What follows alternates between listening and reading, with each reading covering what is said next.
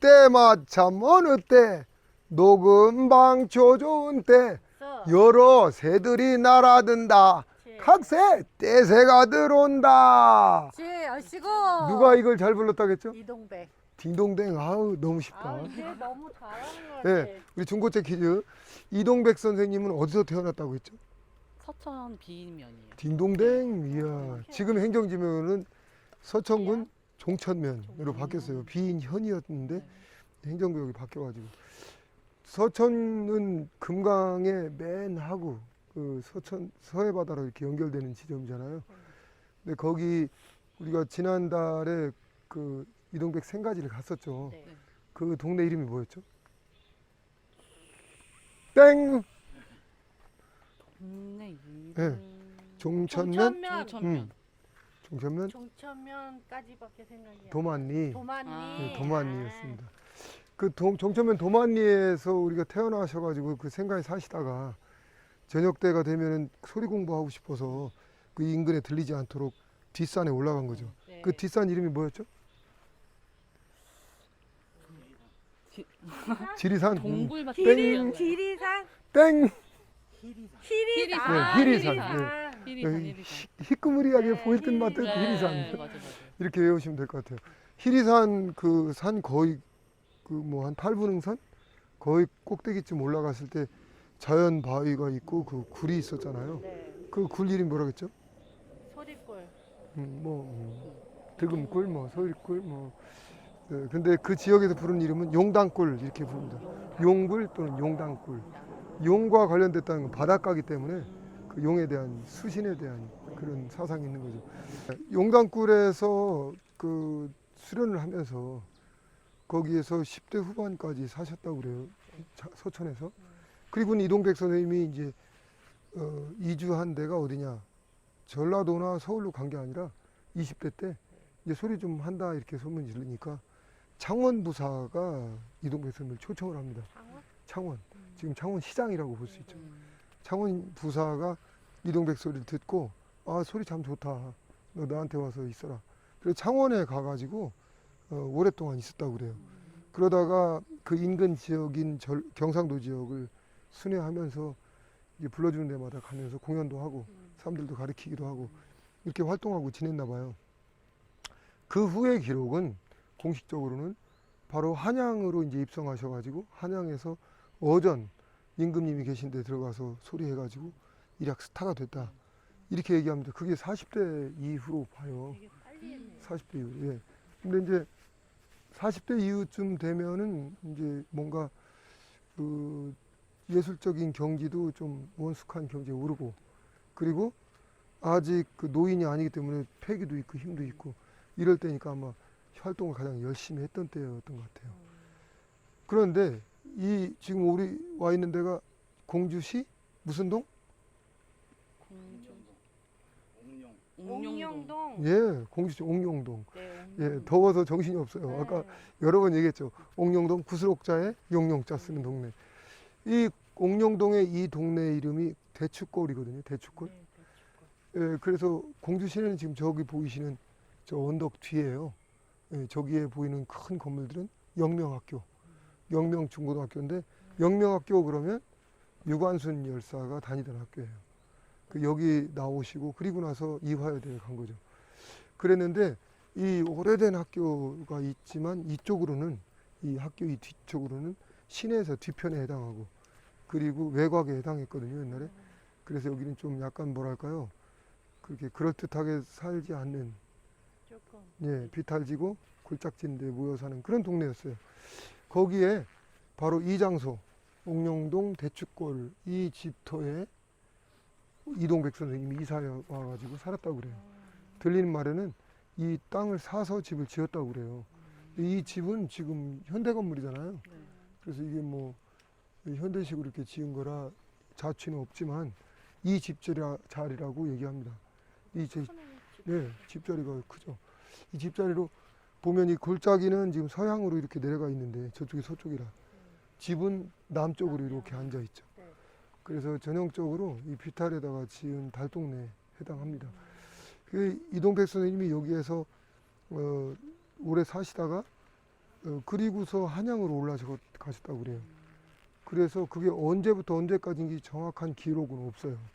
그런데 돌아가신 박동진 선생님이 네. 구술해 놓으시기를 이동백 선생님하고 김창룡 선생님은 그때 우리 장안 가서 이 김창룡 봤잖아요. 네. 그 김창룡 선생님도 여기 오셔서 여기서부터 불과 한 200~300m 떨어진 저쪽 남쪽 저쪽에 지금 거기는 지금 정말 집터만 남았어요. 근데 그곳에서 사셨고 이동백은 여기 살았다 이렇게 얘기를 하시더라고요. 그리고서 이후에 이제 우리가 추적을 해보니까 경상도 갔다가 40대가 되어서 한양으로 올라가서 이름을 얻었다 이러는데 그렇게 보면 여기에는 아마도 30대 또는 40대 그 언저리에 공주에 오시지 않았나 이런 생각이 들어요. 그래서 이동백 선생님이 30~40대 여기 계셨다가 한양으로 갔는데 그 남겨진 얘기로는 여기에도 이제 당신을 보필해주는 처가 한 분 계셨다고 그래요. 근데 그분이 미색이 좋았는데 여기에서 한양으로 이제 이동백 선생님이 왔다 갔다 할 때 김창룡 선생님은 저 건너편에 살았다는 거죠. 그래서 너 각별히 몸 조심해라. 알지? 이러고 갔는데 6개월 만에 내려와 보니까 뭔주신 안 했어? 둘이서 인연이 된 거예요. 이야. 그래서 이동백 선생님이 아, 화가 날 텐데 훨씬 컸다. 여성을 조용히 내치시고 김창룡 선생님한테는 가타부타 이런 방구를 안 했대요. 근데 김청룡 선생님도 아셨을 거 아니야. 이동백 선생님이라 거식이라는 거. 몰라. 그러니까 알겠죠. 당연히 이쪽은 동네에서 그 같은 계통에 있으니까. 그리고 그 여성분도 아마 이 기생 출신이 아니었나 싶어요. 그때는 그냥 여염집 여인이 그렇게 막 같이 살고 그러는 거 아니거든요. 그런데 기생도 절개가 굉장하거든요. 그쵸. 정절이라는 게. 그런데 어쨌든 김창룡 선생님이 그렇게 인연이 돼가지고 이동백 선생님이 뒤도 안 돌아보고 그냥 그 즉시 딱 끝내고 다투지 않았다고 그래요. 그거를 박동진 선생님은 대인단 풍무다. 그치. 이야 사나이다 이렇게 얘기를 하는데 판단은 각자의 몫이고. 얼마나 속이 아팠겠어. 네.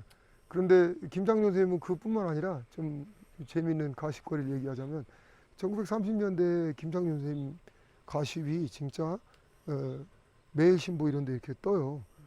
이 신문에 뭐라고 하냐면 조선 구학을 하는 김창룡 군이 네. 어, 군이. 남자라 이거죠. 저기 대갓집 만화님과 놀아나서 소송이 되어서 법정에서 판결을 기다리고 있다. 뭐 이런 것이 떠요. 옛날 선생님 이 귀걸이 외모가 네. 좀 멋있어. 김창룡 선생님 귀엽게 생겼죠. 귀였어요.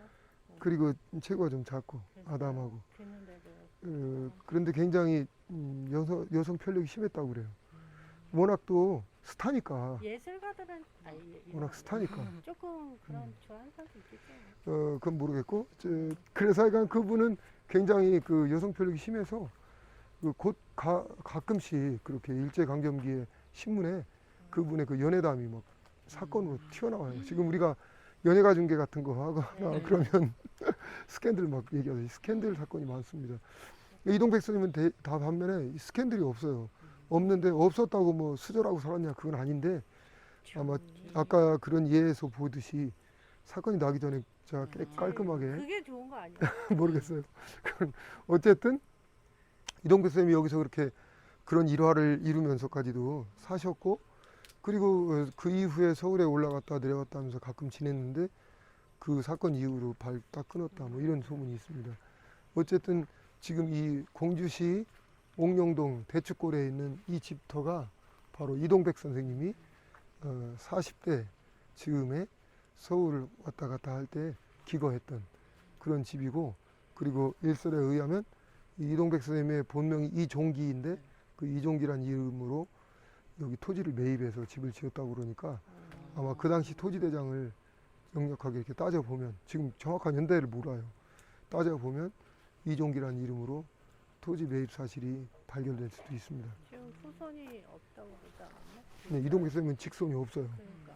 그래서 뭐 6천인가 8천인가 되는 후계가 광주인가 어디 산다는 소문만 있는데 뭐 전혀 이렇게 세상에 내놓고 같이 인연을 닿고 있지 않아서 특히 음악 활동은 안 하고 어떻게 보면 좀 불우한 불우하죠. 것 예. 같아요. 제가 이제 재밌는 거 하나 얘기를 하나 더 할게요. 이게 편집하시면 되니까. 여기를 제가 저희 제자 중에 법사가 한 분 있어요. 이분은 신이 내린 법사인데 역학도 잘하고 굉장히 착한 분인데 이분이 저랑 동갑내기인데 소리를 열심히 배워요. 근데 불행하게도 음치박치야. 목소리는 무지하게 좋아. 경을 막 하니까. 근데 그분이 여길 내가 데리고 왔어요. 이렇게 그때도 한번 무슨 방송인가 뭘 하러 와서 저기 녹화 취재하러 와서 그 데리고 와서 여기서 잠깐 있게 했더니 그 사람들은 막 바로 기감을 느껴서 방송팀 절로 내려본제 내려가고 나랑 둘이 남았을 때 하는 말, 선생님 여기서는 이동백 선생님이 나오시는 게 아니라 황호통 선생님이 나와요. 황호통 선생님이 나와요. 여기서? 주인이래요. 황호통 선생님이 주인이래요. 어머, 신기하다. 그렇게 얘기하더라고요. 그래서 어떻게 생겼는데 근데 얼굴은 명확히 안 보이는데 황호통이래요 본인이. 그리고 자기가 여기서 소리했다고 그래요. 그래서 그건 말 된다. 왜냐하면 예전에, 지금은 그렇지 않지만 예전에는 그 특수신분이잖아요. 특수신분에 있는 분들은 주거를 하는 거나 뭐 결혼하는 거나 모든 생활 반경이 그들끼리만 이렇게 이루어지거든요. 그래서 통혼권이라고 하는 건데, 그러니까 아마도 황호통 선생님이 소리했던 분이라 이동백 선생님보다 한참 선배거든요. 그런데 그분이 지금 여기에서 먼저 살고, 그리고서 그분이 다른 데로 갈 때 이동백한테 넘겨주고 팔고 이렇게 갔을 가능성이 있겠다 싶어요. 그 이제 민속 쪽에서는 그런 식의 유추가 가능하거든요. 근데 황호통은 그럼 누구냐? 우리가 이제 여기 취재를 끝내고 나서 저 공주 시내로 이제 들어갑니다. 시내 한복판 충청 가명이 있었던 자리, 그 충청 가명이 있었던 바로 앞에 예를 들면 6조 거리에 해당하는 거기에 일제강점기에 아주 교활하고 매우 탐욕스러운 친일파였던 김갑순이라고 하는 거부가 이 충청도 땅을 절반 이상을 막 갖고 있었다는 그런 뻥을 칠 정도로 대전과 공주 땅을 많이 갖고 있었던 대갑부가 소유하고 있었던 자기 집의 사랑채, 행랑채, 그 행랑채에서 바로 얘기한 황호통의 아들이 소리를 했습니다. 그 김갑순이라는 인물이 판소리를 워낙 좋아해서 소리꾼들을 애호하고 후원하고, 그리고 그 중에 하나가 공주 출신의 황호통의 아들 황우녀를 그 자기 사랑 행랑채에서 기거하게 하고 소리를 열었었던 그런 역사가 있어요. 그래서 이제 거길 가보겠습니다. 오늘 이 자리에서 오늘 이동백 선생님과 그리고 황호통 선생님에 대한 이야기까지 조금 끌어봤는데, 이동백 선생님은 어쨌든 서천에서 태어났지만 경상도 지역을 두루 거쳐서 또 이 공주에 올 가능성은 사실 충청 지역의 명창들이나 예술가들이나 어떤 뭐 학자들도 충청 가명, 그러니까 행정의 수도가 여기에 있었기 때문에 여기 와서 어떤 행정적 업무도 보고, 또 행정을 보는 관리들 주변엔 여기 토호들과 양반 그룹이 있잖아요. 그들과 교류하고, 그리고 지금도 그렇지만 예전에도 행정권 중심으로 문화예술이 펼쳐지니까 아마도 소리꾼들이 여기와 기거하기가 좋았던 것 같아요. 그 후원으로. 그래서 이동백 선생님도 공주에 와서 2년 뒤어서 살다가 한양으로 아예 정착을 하신 것, 그렇게 생각이 듭니다. 자, 오늘 공주시 옥룡동 대축골에서 이동백 선생님 생가지를 함께 보면서 이동백 선생님에 대한 이야기를 나눴습니다. 소리길이 바로 아까 밑에 있었던 그 도로가 소리길이에요.